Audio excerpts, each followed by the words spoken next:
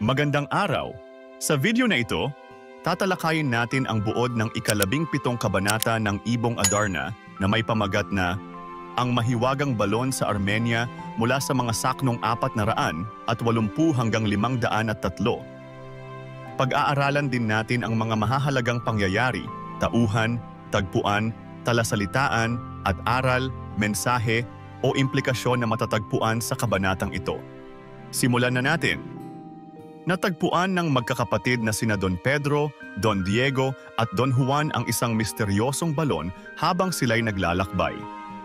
Ang balong ito'y napapaligiran ng makikinis na marmol at ang lumot sa paligid ay may gintong nakaukit. Kinagigiliwan nila ang kaanyuan ng balon na bagaman malalim ay walang tubig sa loob. Tangan ng balon ang isang lubid para sa mga nagnanais na sumubok bumaba. Unang bumaba sa balon si Don Pedro, ang panganay sa magkakapatid. Ngunit dahil sa kakulangan ng liwanag, hanggang sa 30 di pa lamang ng balon ang kanyang narating.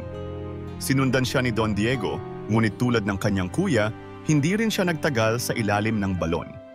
Ang huli na sumubok bumaba ay si Don Juan.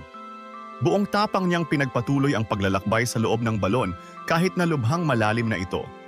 Si Don Pedro ay naiinip na samantalang si Don Diego naman ay nababahala dahil baka napahamak na si Don Juan.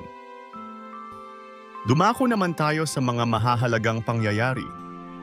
Natagpuan ni na Don Pedro, Don Diego at Don Juan ang isang misteryosong balon habang sila'y naglalakbay, napansin nila ang kakaibang ganda ng balon na napapaligiran ng marmol at mga ginto.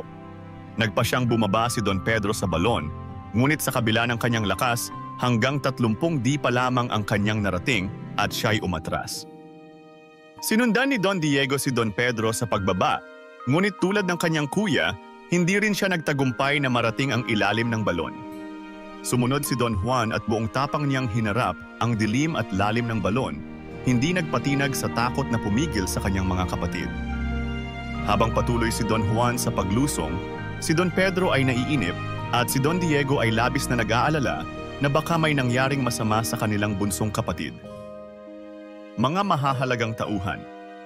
Don Juan, ang bunsong kapatid na nagpakita ng hindi matatawarang tapang at determination sa pagbaba sa balon kahit sa harap ng panganib.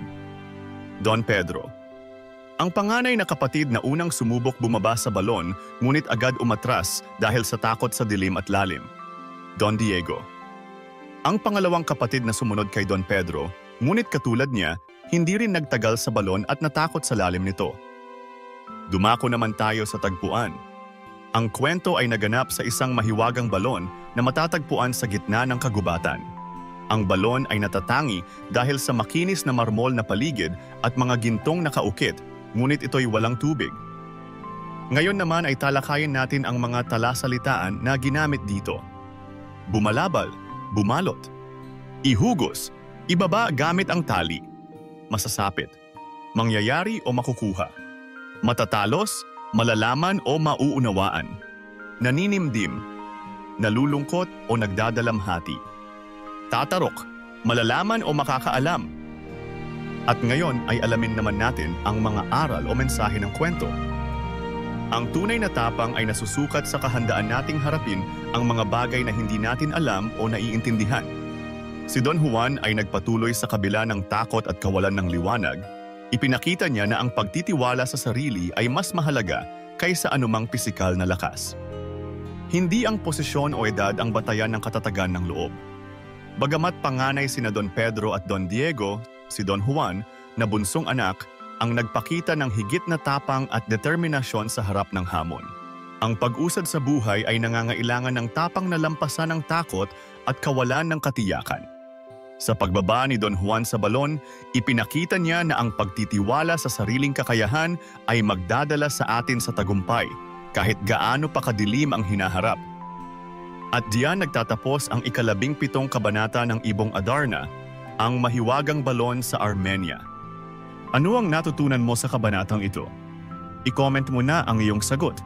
Inaanyayahan ka din namin na i-like, subscribe, at i-click ang notification bell para lagi kang updated sa mga susunod naming videos. Hanggang sa muli, maraming salamat sa panonood.